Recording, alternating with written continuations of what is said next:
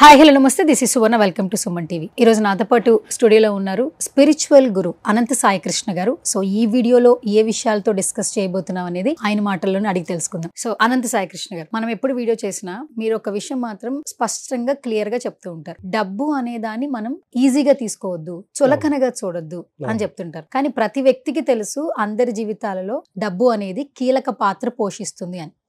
So నిజంగా మనం డబ్బుని ఏ విధంగా చూడాలి, డబ్బుని ప్రేమిస్తే మన నిజంగా మన జీవితంలో కావాల్సినంత డబ్బు మనకు ఉంటుందా? చాలా మంది బయట ఏంటంటే ఇప్పుడు ఇన్స్టాగ్రామ్ లో కొన్ని స్టోరీస్ చూస్తున్నాం. ఇప్పుడు నామ జపం లాగా, అంటే ఒక శ్రీరామ శ్రీరామ అని ఒక 10,000 సార్లు లక్షల్లో రాస్తే ప్రయోజనం ఉన్నట్టు మనీ మనీ మనీ అని రాస్తే మనీ వస్తుంది అని చెప్తున్నారు. ఈ హ్యాష్ ట్యాగ్ అనేది నేను కొన్ని వీడియోస్ లో చూసాను.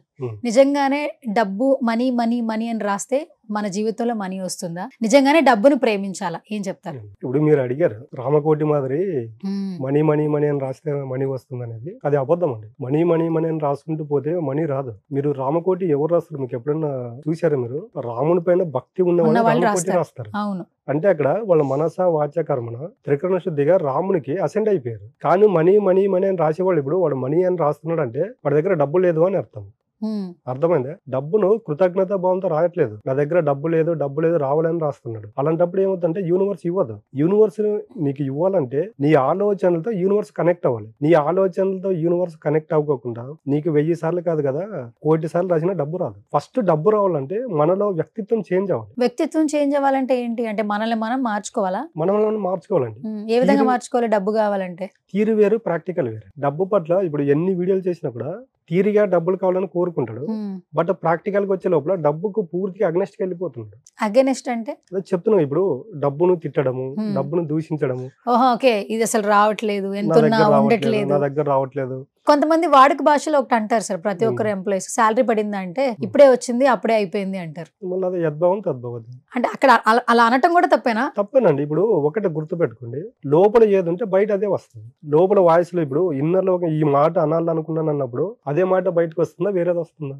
అదే మాట బయటకు వస్తుంది. ఎప్పుడైతే మీ లోపల ఉన్నది బయటకు వెళ్ళిపోతుందో అది మ్యానుఫ్యాక్చర్ అవుతుంది. ఓకే.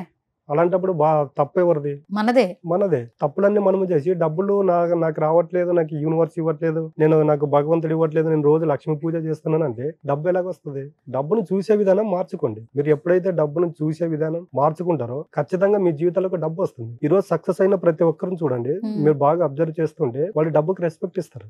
డబ్బు లేని వాళ్ళు డబ్బుకి రెస్పెక్ట్ ఇవ్వరు కాబట్టి వాళ్ళ దగ్గరికి డబ్బు రావట్లేదు. ఈ వ్యక్తిత్వం మార్చకుండా మాత్రం డబ్బు రాదు. సార్ ఒకప్పుడు మనం మనీ క్యారీ చేసేవాళ్ళం సార్, ఇంట్లో 1 రూపీ కాయిన్ స్టోర్ చేసేవాళ్ళం. చిన్న పిల్లలకి డబ్బు దాచుకునే విధానాన్ని చిన్నప్పటి నుంచి తల్లిదండ్రులు నేర్పించేవాళ్ళు. అంటే వాళ్ళకి ఏదో సేవింగ్స్ ఇస్తున్నట్లు అదొక అవగాహన, బిహేవియర్ కూడా. అంటే డబ్బుకి ప్రాధాన్యత ఎలా ఉంటుంది అనేది చెప్తారు తల్లిదండ్రులు. ఈ రోజుల్లో ఈ పరిగెడుతున్న టైంలో ప్రతి ఒక్కరు ఎంతమంది డబ్బులు ఇంట్లో పెట్టుకుంటున్నారంటే ఎవరి దగ్గర ఉండట్లేదు. బికాస్ ఆఫ్ సెక్యూరిటీ రీజన్స్, పెరుగుతున్న టెక్నాలజీ. మీ దగ్గర 100 రూపాయలు ఉన్నాయా లేవా అన్న క్వశ్చన్ అడిగితే నా దగ్గర జీపే ఫోన్ పే ఉందని చెప్తున్నారు, కానీ 100 రూపీస్ ఉన్నాయా లేవో కూడా ఎవరు చెప్పట్లేదు. అంటే అలాంటి టైంలో మనం బ్రతుకుతున్నాం, అలాంటి టెక్నికల్ లైఫ్ ని మనం యూజ్ చేస్తున్నాం. అలాంటి ఎఫెక్ట్స్ కూడా నిజంగా మన మీద పడి డబ్బు అనేది దూరంగా వెళ్తుందా? ఇప్పుడు ఎవరి దగ్గర డబ్బు అయితే లేదు సార్, మీరు డబ్బును ప్రేమించమంటున్నారు, డబ్బుని జాగ్రత్తగా చూసుకోండి అంటున్నారు. ఇప్పుడు ఎవరినైనా అడగండి, మీ దగ్గర ఒక 500 రూపీస్ ఉన్నాయంటే లేదండి Google pay, phone pay apps ఉన్నాయి అంటారు. ఈవెన్ ఒక కిరాణా షాప్ కి వెళ్ళండి, అక్కడ యాప్స్ యూజ్ చేస్తున్నాం. బట్టల షాప్ కి వెళ్ళండి, యాప్స్ యూజ్ చేస్తున్నాం.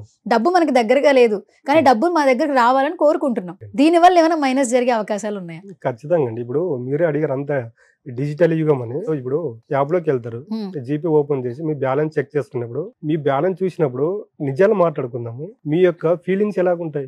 బ్యాలెన్స్ చూసినప్పుడు హ్యాపీగా వస్తుంది కదా, డబ్బు నా డబ్బులు అని ఫీలింగ్ ఉంటది. అది చాలా రాంగ్. మీరు ఎవరైనా అడగండి, బ్యాలెన్స్ చెక్ చేసుకున్నప్పుడు అరే నా దగ్గర ఇంత తక్కువ అమౌంట్ ఉందా అనుకుంటారు చాలా మంది. తక్కువ ఉంటే తక్కువ ఫీల్ ఉంటుంది సార్. అదే 1 కోటి రూపాయలు అంటే నేను ఎంత హ్యాపీ ఫీల్ అవుతా కదా. అదే కదా, అక్కడ అకౌంట్ లో 1 కోటి రూపాయలు పెట్టుకోవాలనే ఆలోచన వీళ్ళు చేయట్లేదు కదా. అచ్చా, ఓకే. ఆలోచన చేసినప్పుడు యూనివర్స్ నీ దగ్గరికి ఏదో ఒక రూపంలో ఒక వర్క్ అనేది నీ దగ్గరికి పంపిస్తుంది. మనం ఏం చేస్తున్నామంటే, మీరు ఎవరైనా చెక్ చేసుకోండి, బ్యాలెన్స్ చెక్ చేసుకున్న వాళ్ళంతా నా అకౌంట్ లో డబ్బు లేదు, నా అకౌంట్ లో డబ్బు లేదు, ఇదే మాట్లాడుతుంటారు. మీరు కావాల్సింటే ఈ రోజు ఒక 10 మంది కాల్ చేయండి, డబ్బు గురించి దాంట్లో పాజిటివ్ గా ఒకరో ఇద్దరు మాట్లాడతారు. ఓకే, అంటే మీరు చెప్పిన దాన్ని బట్టి నాకేమర్థమైందంటే మన దగ్గర డబ్బు లేకపోయినా మేము బానే ఉన్నాం, అడ్జస్ట్ అవుతుందని చెప్పాలి కానీ అసలు నా దగ్గర పైసలు లేవు, సరిపోవట్లేదు, ఇలా వచ్చింది అలా పోతుంది అని అలా చెప్పకూడదు. అలా చెప్పకూడదండి. అప్పుడు ఏమవుతుంటే నువ్వు ఏదైతే పలుకుతావో అది యూనివర్స్ అనేది తీసుకుంటుంది. దానికి లైవ్ ఎగ్జాంపుల్స్ ఉన్నాయా? ఎందుకంటే మీరు చాలా మంది స్టూడెంట్స్ మీ దగ్గర యోగా చేస్తున్నారు, అంటే స్పిరిచువల్ గా ఉంటూ ఉన్నారు.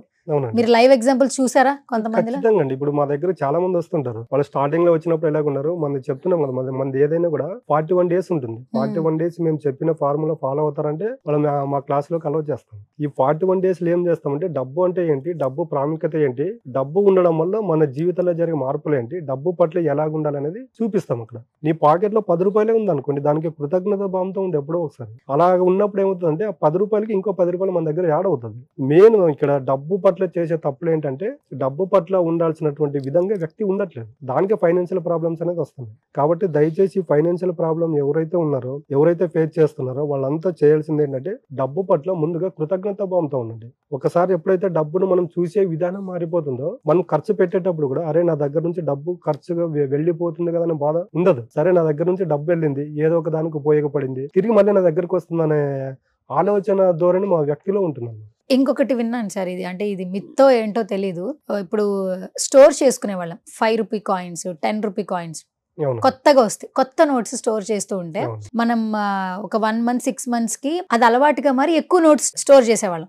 అది కూడా ఒక రకమైన శుభ సంకేతం, ఒక పాజిటివ్ వైబ్ అని అంటుంటారు. కానీ ఈ రోజుల్లో ఎక్కడ ఒక నోట్ కూడా మనం క్యారీ చేయట్లేదు, ఓన్లీ కార్డ్స్ క్యారీ చేస్తున్నాం. అంటే ఇది మనకేమైనా నెగిటివ్ ఎఫెక్ట్ చూపించే అవకాశాలు ఉన్నాయా, లేదంటే అలా కూడా చేయడం వల్ల మంచిది అంటారు? ఇప్పుడు చూడండి, మీరే చెప్పారు ఒక కొత్త నోటు పెట్టుకోవడం వల్ల మన దగ్గర కొత్త నోట్ ఇంట్రెస్ట్ వస్తుంది అన్నప్పుడు ఏమవుతుంటే మీరు పిల్లల్ని చూడండి, ఒకరికి ఏదైనా కొత్త నోట్ ఇవ్వండి, 1 or 2 or 3 5 ఇవ్వండి, రోజు చూస్తూ ఉంటారు ఆ పిల్లలు.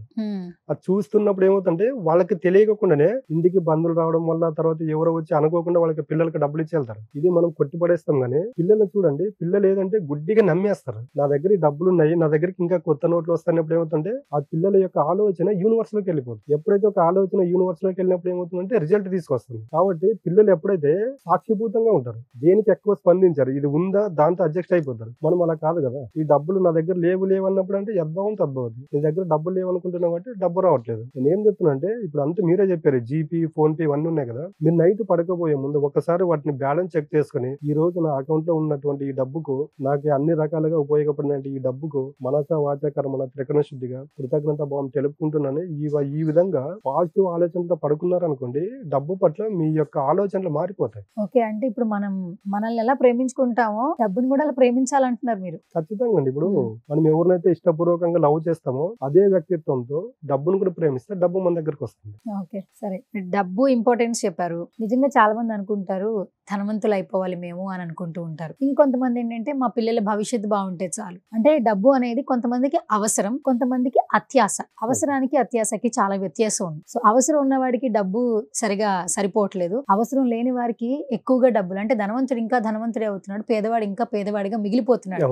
అలా మిగిలిపోవడానికి ఏమైనా రీజన్స్ చెప్పగలరా మీరు? ఇప్పుడు మీరే చెప్పారు, ధనవంతుడు ధనవంతుడిగా మారుతున్నాడు, పేదవాడు పేదవాడిగా మారుతున్నారు. ఇప్పుడు ఫ్రెండ్ సర్కిల్ ప్రతి ఒక్కరికి ఉంటుంది, రెండుగా డివైడ్ చేయండి, మీకు తెలిసిపోతుంది నేను చెప్పేది నిజమా అబద్ధం అనేది. డబ్బు ఉన్న వాళ్ళ పట్ల ఒక 5 నిమిషాలు మాట్లాడండి, 10 మందితో మాట్లాడండి. వాళ్ళు డబ్బు పట్ల ఎలాగుంటారంటే మనం ఇందాక మాట్లాడుకున్నాం కదా, ప్రేమతత్వము కృతజ్ఞత భావంతో ఉంటారు.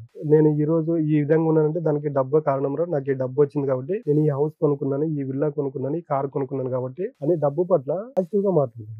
ఓకే, సో మొత్తానికి మనం ధనవంతులుగా ఉండాలి అంటే ప్రతి ఒక్క వ్యక్తి తీసుకోవాల్సిన జాగ్రత్తలు ఏంటి, ఏం చెప్తారు? అదే చెప్తున్నాను, డబ్బు అనేది ఇక్కడ చూడండి, యూనివర్స్ సిద్ధాంతం అనేది ఒకటే. మీరు ఏ భగవంతునైనా పూజించండి, భగవంతుని సిద్ధాంతం కూడా ఒకటే. మీరు దేని పట్ల అయితే ప్రేమతత్వము కృతజ్ఞత భావంతో ఉంటారో అది ఖచ్చితంగా మీ జీవితాలకు వచ్చి తీరుతుంది. అది డబ్బు కావచ్చు, ఇతరుల పట్ల ప్రేమ కావచ్చు, వస్తువు కావచ్చు, మనం కోరుకున్నది ఏదైనా ఒక దాని పట్ల ప్రేమతత్వము కృతజ్ఞత భావంతో ఎప్పుడైతే ఉంటామో ఎక్కడ ఉన్నా కూడా ఈ యూనివర్స్ లో ఎక్కడ ఉన్నా అది మన దగ్గరకు వచ్చి తీరుతుంది. ఇలాంటి వ్యక్తిత్వంతో ఉండండి.